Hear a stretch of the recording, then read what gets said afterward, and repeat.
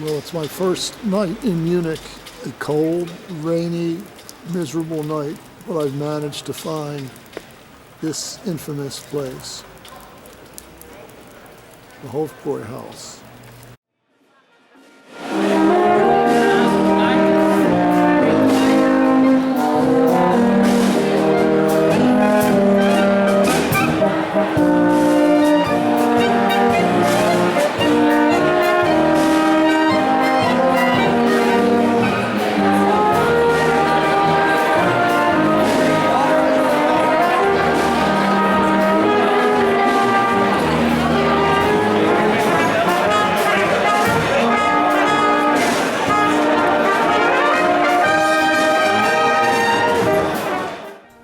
I ended up seated at a table with some people from Mexico where I enjoyed a beer and a large pretzel before heading back to the hotel.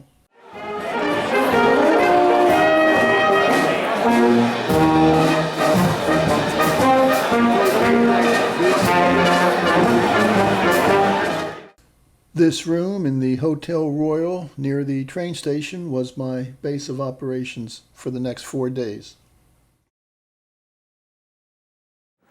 It's a cold, kind of windy morning here in Munich.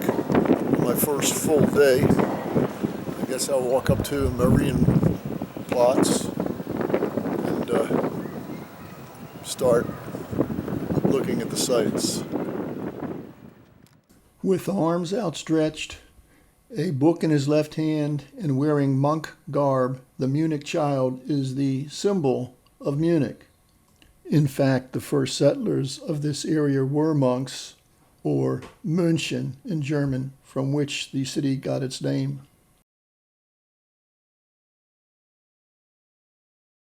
The new town hall was built in the late 1800s when Gothic Revival architecture was very popular.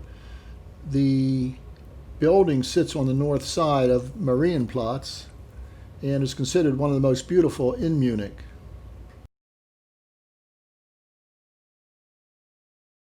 This statue of the Virgin Mary was sculpted in 1590 and stands at the center of the square, which derives its name from her, Marienplatz.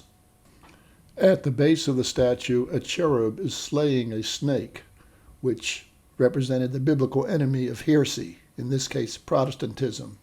Next, we see a cherub fighting a rooster-headed monster, representing the plague and disease. Another one is slaying a lion, which represents hunger. And finally, a cherub is slaying a dragon, which symbolizes war.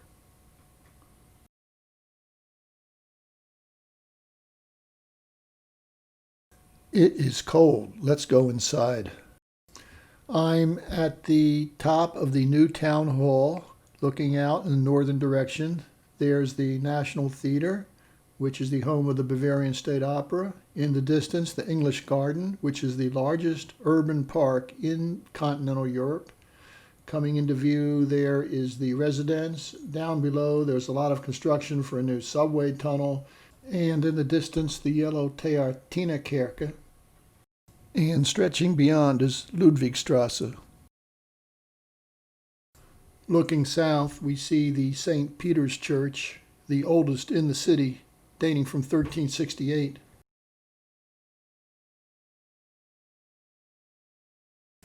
The Rathskeller restaurant opened in 1874 and seats 1,100 people.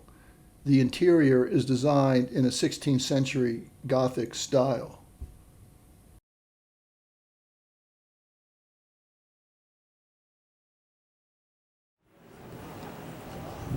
We're in the courtyard here of the so-called New Town Hall, actually built in the 1800s.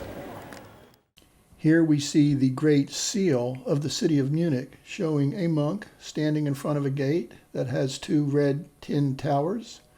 The towers flank a golden lion rampart that goes back to the 1300s.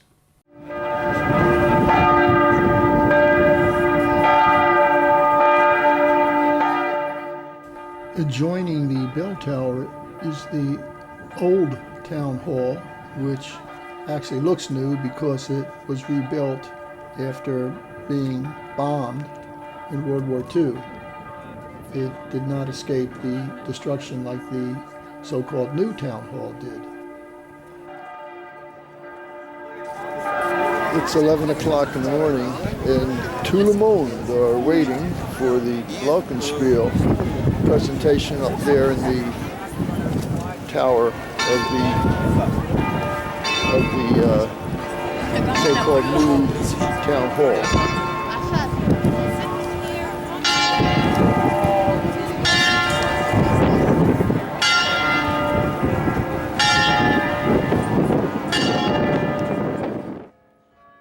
The Glockenspiel was constructed actually in 1908, and it tells two separate stories from the 16th century, with an ensemble of 32 life-sized figures and 43 bells. The first story depicted is the marriage of Duke Wilhelm V, who founded the Hofbräuhaus, to Renata de Lorraine. This marriage took place on the square in 1568. They are seated at the top, enjoying a friendly jousting contest between a Bavarian knight in white and blue and a French one in white and red.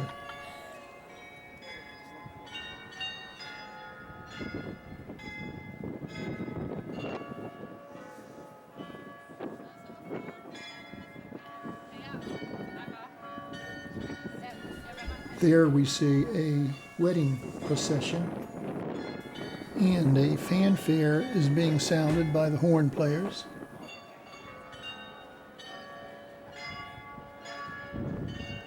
Recently, all the figures were removed and given a fresh coat of paint.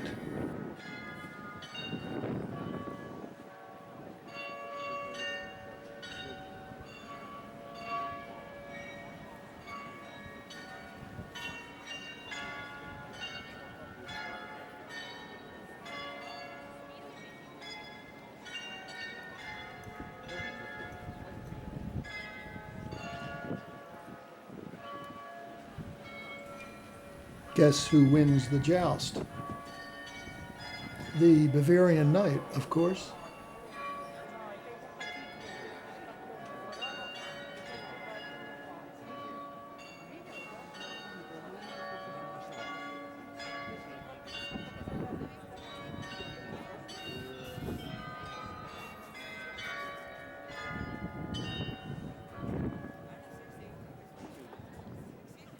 At the top of the Glockenspiel, notice the golden rooster, which actually chirps at the end of the show. Now begins the second story, enacted by the bottom rung of figures, which represent coopers, that is, barrel makers. According to legend, a plague struck Munich in 1517, and when the plague was lifted, the coopers were the first to take to the streets to dance a jig to infuse enthusiasm and vitality to fearful dispositions. Their dance came to symbolize perseverance and loyalty to authority during difficult times. In fact, this dance has been performed in Munich every 7 years during Fasching. The last one apparently was in 2019. The Glockenspiel is a rather complex electromechanical device, although now it runs on solar power. There is a staff of about 10 people who are there during this performance and manually turn on the different songs and dances.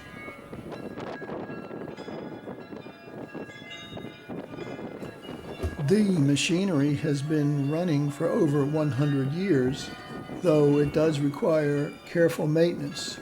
Individual parts have to be ground and lubricated, contacts polished, screws retightened, wheels, gears, and stops replaced, etc. The Glockenspiel only gets 1 day per year off, and that's Good Friday.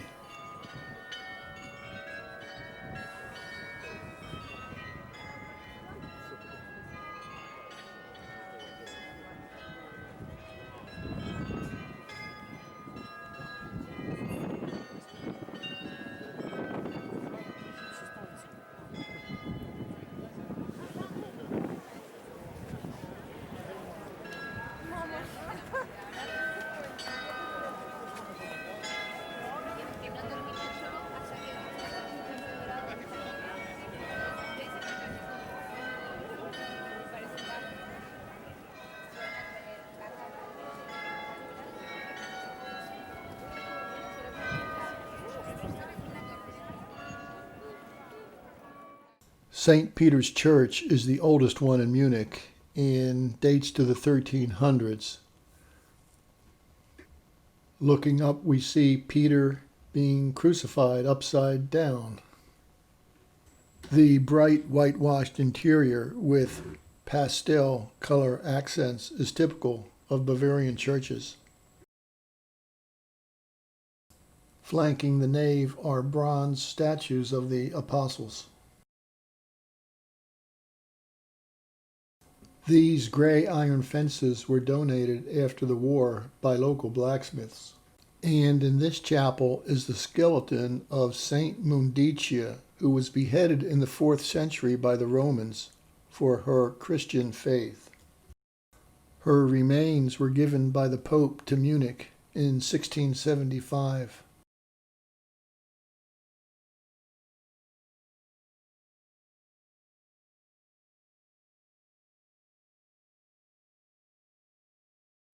During the war, Munich was bombed 66 times, and about 60% of the old town was heavily damaged or completely destroyed. Here we see St. Peter's, which was heavily damaged. It was rebuilt after the war using concrete for new pillars and plaster that was painted to replace woodwork. This chain of self-serve restaurants became my favorite dining option in Munich, but more on that later.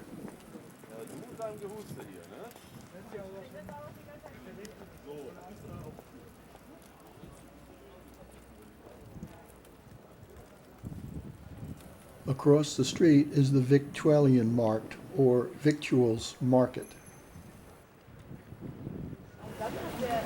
This farmer's market has over 140 indoor and outdoor stalls and stands and is one of the largest farmers markets in the world.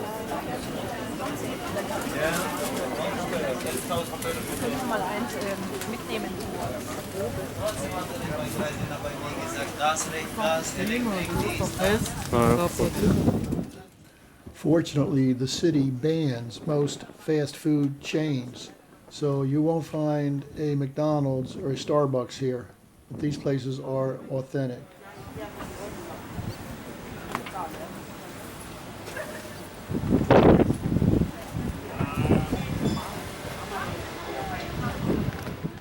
This is the place to go for a Schmalznudeln, which is like a large flat donut.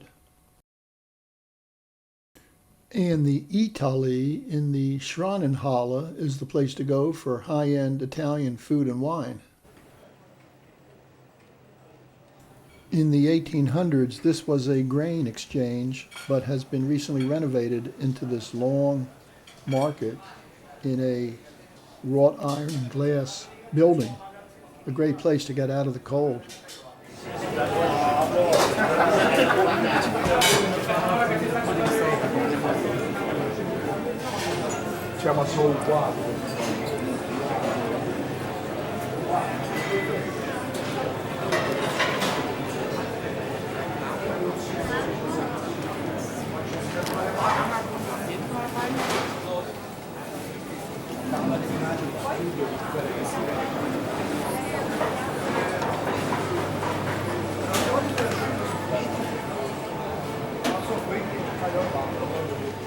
The stone base of this synagogue evokes the Wailing Wall in Jerusalem, and the top glass a tent.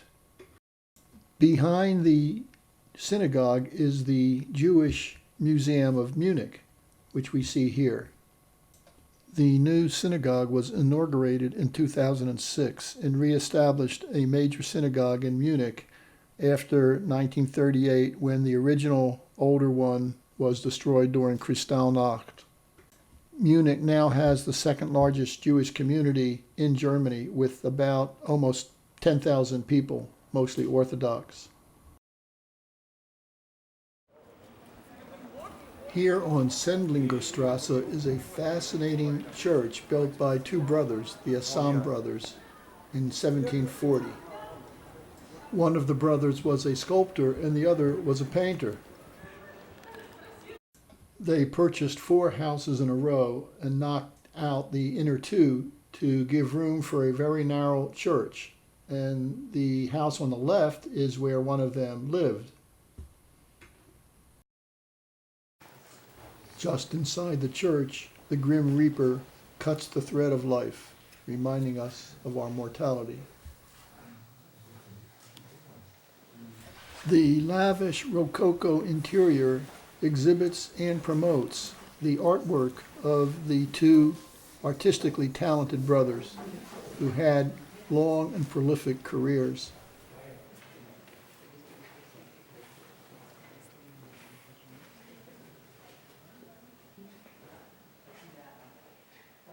The ceiling fresco by Cosmas Assam is one of his masterpieces and gives the illusion of a dome.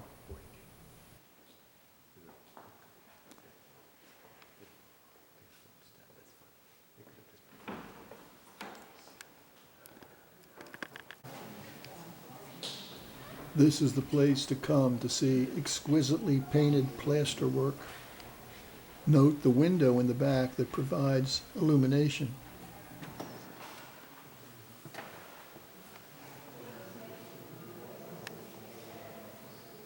Notice the high altar in front of the window, which is framed by 4 spiral columns, which references Bernini's columns in his Baldacchino in St. Peter's Church in Rome.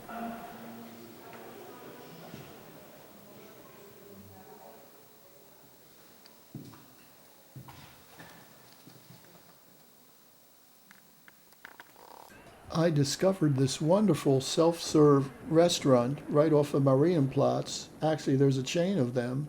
And I went back there several times for a nice, no-frills, healthy dinner.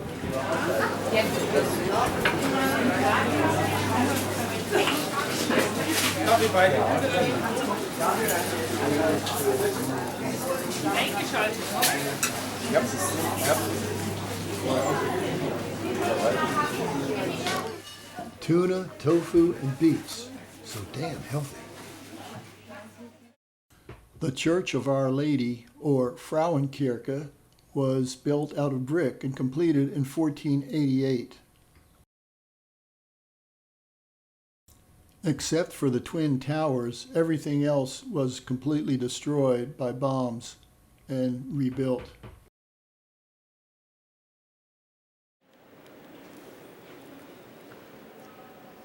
The church has been the cathedral of Munich since 1821, and we are seeing the seat of the local bishop.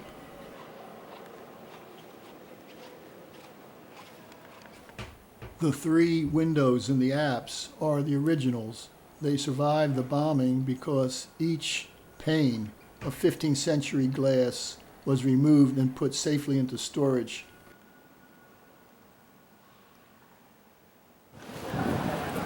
And here is St. Michael's character.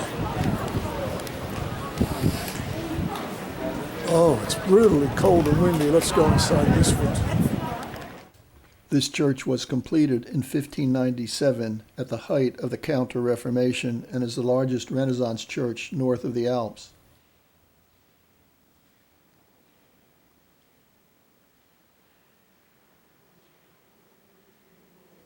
The barrel vault is unsupported and was the largest in its day. The acoustics in this church are spectacular, and its choir is famous.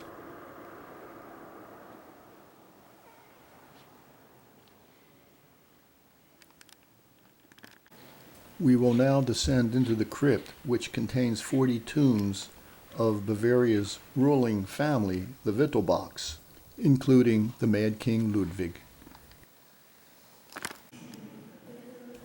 As this plaque states, Wilhelm V was the builder of the church.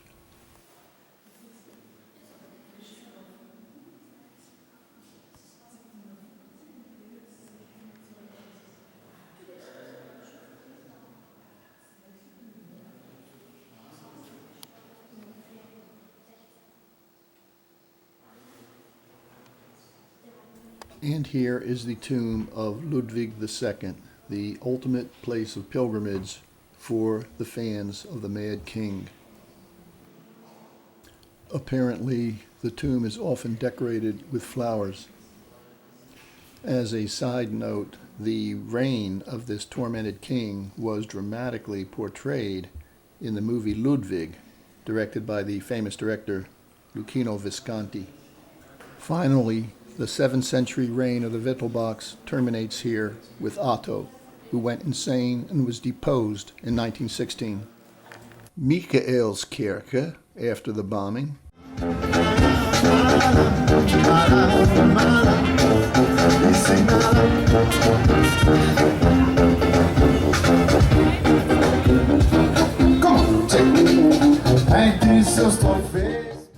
The bronze statue in the center of the square depicts Maximilian I, the first king of Bavaria, in Roman garb and seated on a Roman-style chair.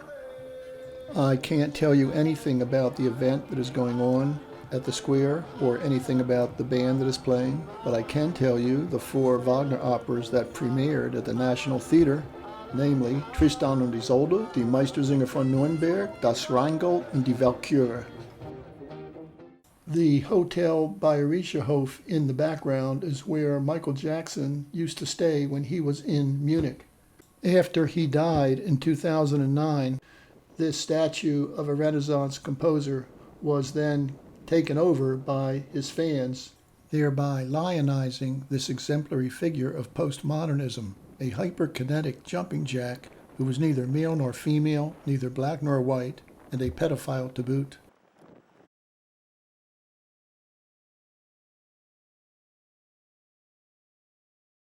The 11th century crown of Queen Cunegunda, crown of an English queen from the late 1300s. Crown of Heinrich II, late 1200s.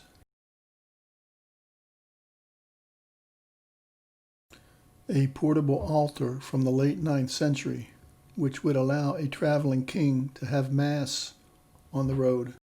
This collection of jewels spans 1,000 years and is one of the most important in the world. For some reason, I became enamored of this ostrich egg, which dates from the early 1400s and has had a religious significance.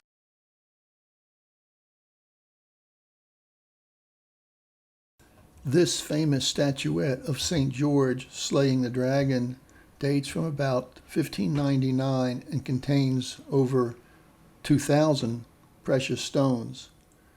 Apparently, the gold box at the bottom contains remains of St. George.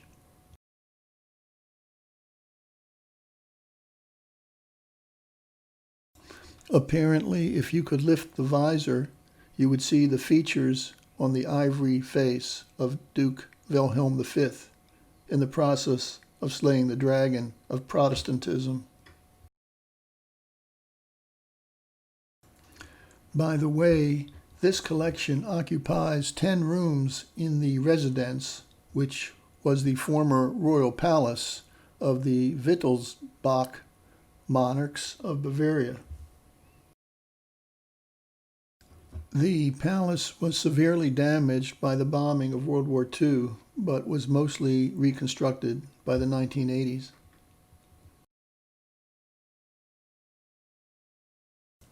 Here we see the Bavarian regalia consisting of the king's crown, a crown for the queen, sword, orb, and scepter, which date to 1806 and were manufactured by the same French craftsman who made Napoleon's crown. The crown was presented to the king during his coronation, but was not actually worn.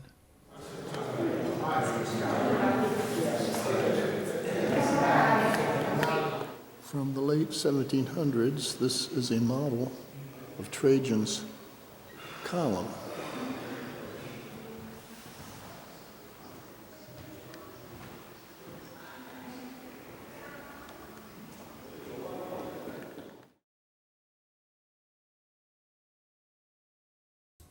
This fountain faces the grotto courtyard and dates to the late 1500s.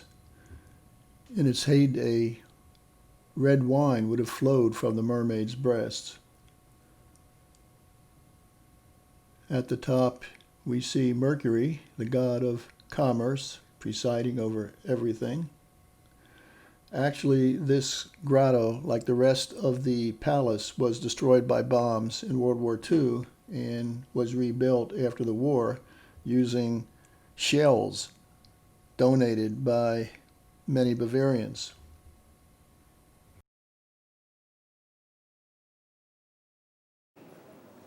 The antiquarium is the oldest and most magnificent room in the palace, dating to about 1550.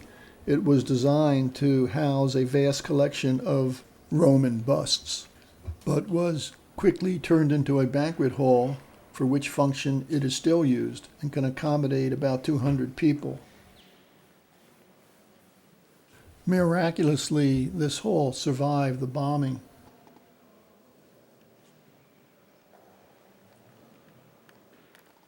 The walls are adorned with 120 paintings of Bavarian villages as they looked in 1550. And in fact, here is one of Dachau.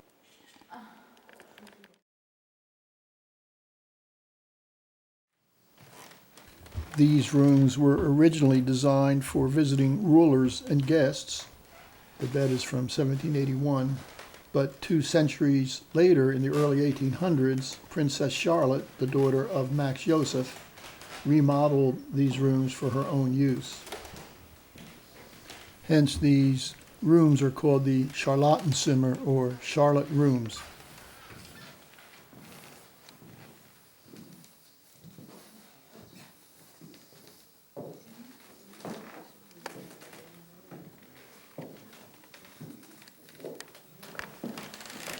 This was the music room.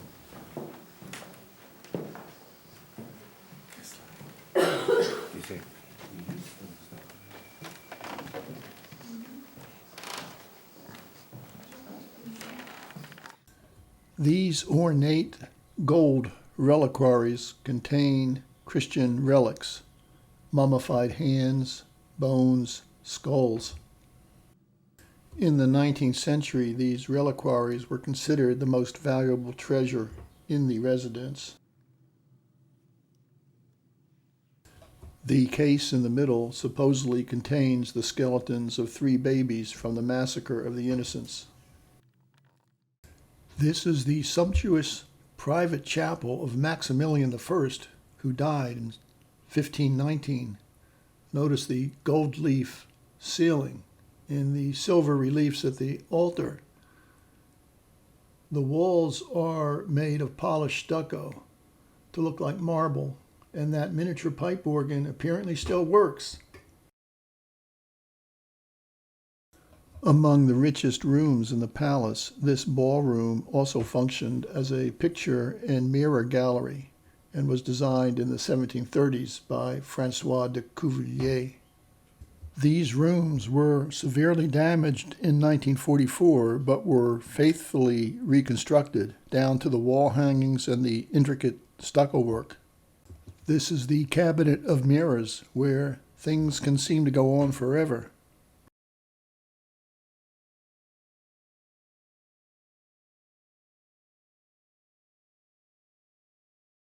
And this is the cabinet of miniatures, which was completely destroyed in the war and painfully reconstructed, finished in 2001. Porcelain was first introduced into Europe by Marco Polo in the 1300s. He had obtained it from China. It would not be for centuries until the early 1700s that Europeans were able to figure out how to manufacture it. A collection like this would have conferred prestige to the ruling family that presented it. The halls of the Nibelungen are 5 halls on the ground floor depicting scenes from the epic poem The Nibelungenlied, which dates to the early 1200s, though the paintings were from the early 1800s. The ancestral gallery dates from the 1740s and displays over 100 portraits of the Wittelbachs. Anticipating the bombing, which did indeed occur, These paintings were cut from their frames in 1944 and so escaped damage. Here is Charlemagne, the first Holy Roman Emperor, and here is Louis IV, the first Wittelsbach to be crowned Holy Roman Emperor, wearing the same crown. And this is the family tree of the Wittelsbachs.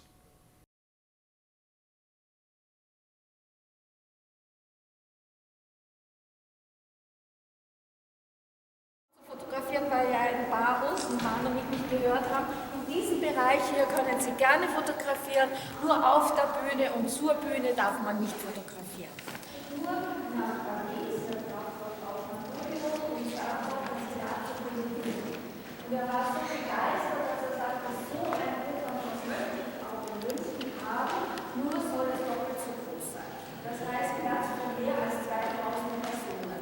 Was für die damalige Zeit ziemlich viel war, wenn man überlegt, dass es ja nur 54.000. The Jewish-Hungarian conductor, Sir Georg Schulte. If his great recording of The Ring does not make you a fan of Wagner, I'm afraid nothing will. Sind natürlich dann die höchste Preiskategorie, das bewegt sich dann so je nach um 200 €.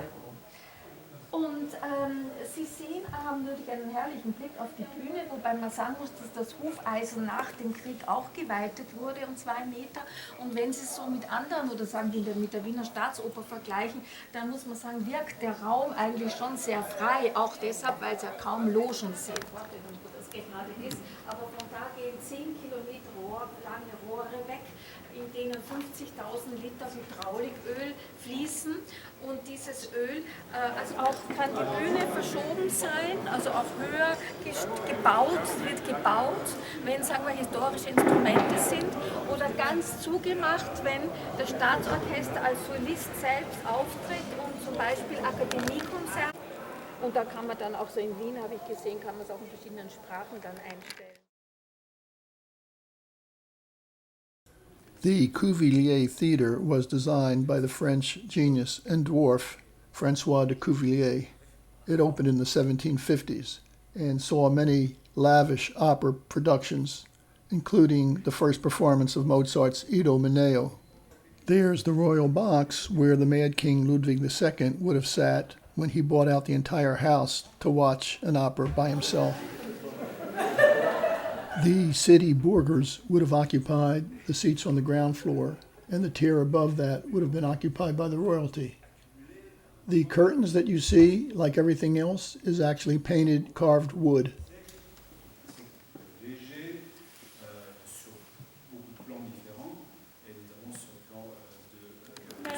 The coat of arms of the Wittelsbachs.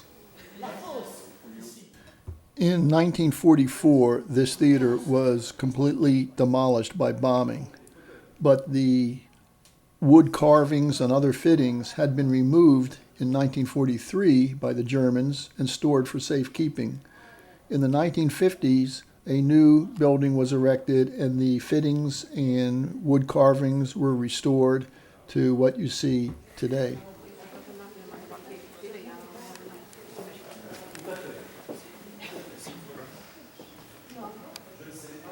These walls look like marble, but are actually painted wood.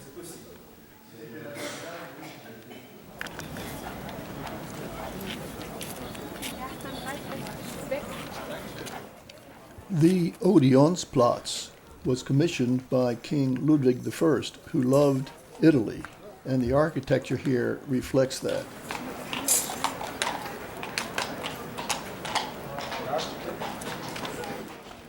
The Hofgarten, or Garden of the Royal Court, was built by the Wittelsbachs in 1613. As a curious aside, the poem The Wasteland by T.S. Eliot begins with a visit to the Hofgarten, which symbolizes the decay and death of the courts of old Europe.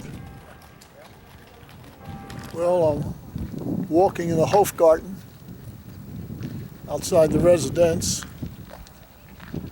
and it's been a full day Saturday here in Munich.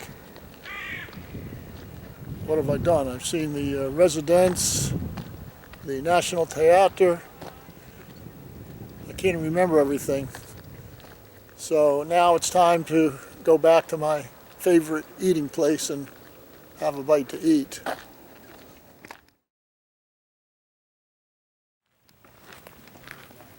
This is the main entrance into the prisoners' camp at Dachau.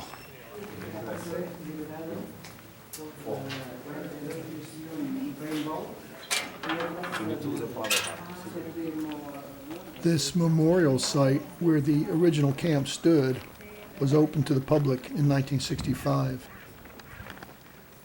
Prisoners were awakened every morning at 4 a.m. for roll call.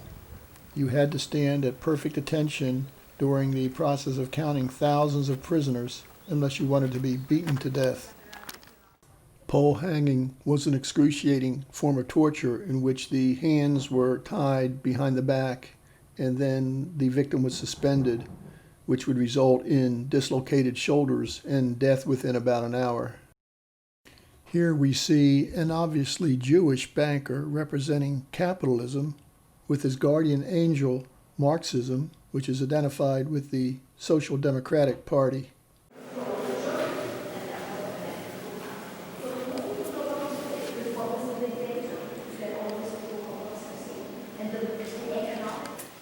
This is a reconstructed barracks. When the camp was full, there was about 1 square yard of living space per inmate.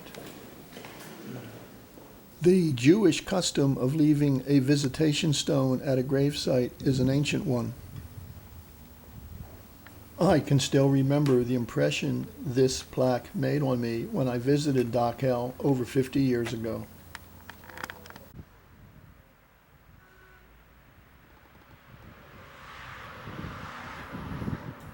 An electrified barbed wire gate surrounded the camp, along with a ditch and a wall with guard towers.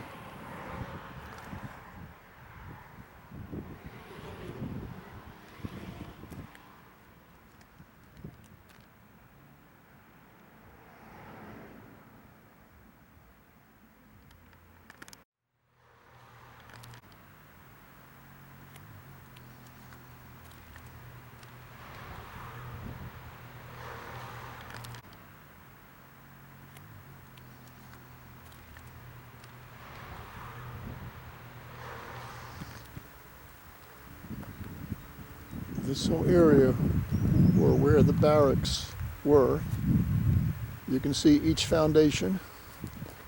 This is marked number 17.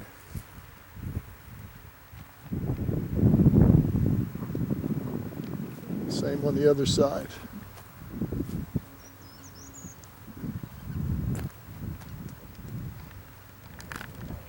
This is the Catholic memorial with a crown of thorns rather than a cross at the entrance. Over 6 million Jews fell victim to National Socialist tyranny. A surprising fact is that the majority of inmates at Dachau were Catholic, including inmates from Italy, France, and Poland. They were not imprisoned here because of their religious beliefs, but because they were anti-Nazi resistance fighters. There are also Protestant and Jewish religious memorials here. So that was the Jewish memorial here on the site of the concentration camp at Dachau.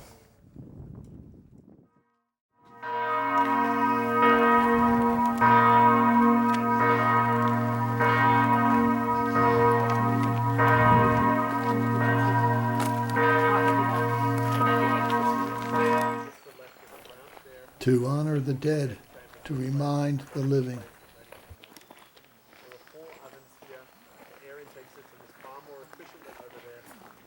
Crematorium, reflect on how we died here. Here we see the old crematorium, which burned about 11,000 bodies. The ashes were used to fertilize the beautiful flower gardens nearby. I'm standing in the disrobing room and entering the so-called shower room, which was really the gas chamber, disguised with shower heads. Actually, this gas chamber was never actually used, but it was planned this way, and then the dead would be brought out here before they were cremated. And here's where they would be cremated. This is the newer crematorium we're in. There are 5 ovens in this crematorium.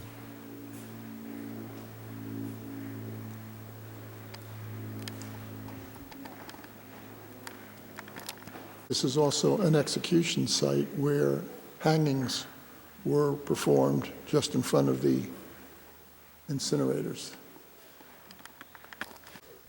That's the crematorium we were just in.